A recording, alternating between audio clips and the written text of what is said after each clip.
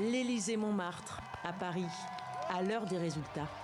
La NUP fête sa victoire, ou plutôt une déroute, celle du parti présidentiel. La coalition de gauche envoie 131 des siens à l'Assemblée nationale et prive Emmanuel Macron de la majorité absolue.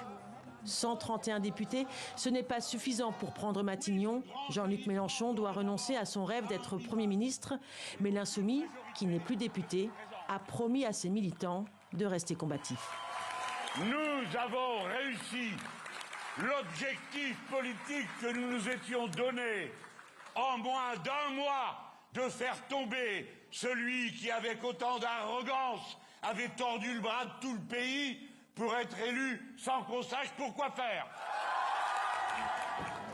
Même dans ses rêves les plus fous, Marine Le Pen n'aurait espéré un tel score. 89 députés du Rassemblement national vont faire leur entrée au Palais Bourbon, 10 fois plus qu'il y a 5 ans. Une percée historique, inédite, depuis le début de la Ve République. Jamais le RN ou son prédécesseur, le Front National, n'avait compté plus de 35 députés dans l'hémicycle. C'était alors en 1986. Au terme de cette longue séquence électorale de mise en place des institutions pour le quinquennat qui vient, le peuple s'est exprimé.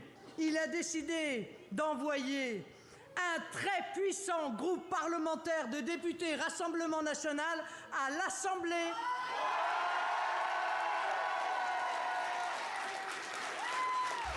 Qui devient ainsi un peu plus national.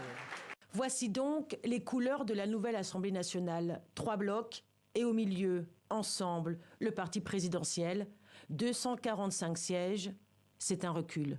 Le chef de l'État a perdu la majorité absolue qui, pendant 5 ans, avait voté tous ses projets pratiquement sans discuter. Ce soir, la situation est inédite.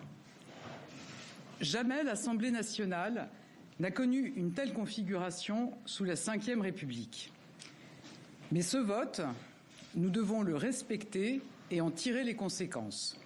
Ce lundi matin, Emmanuel Macron apparaît isolé au centre d'un paysage politique sans dessus-dessous.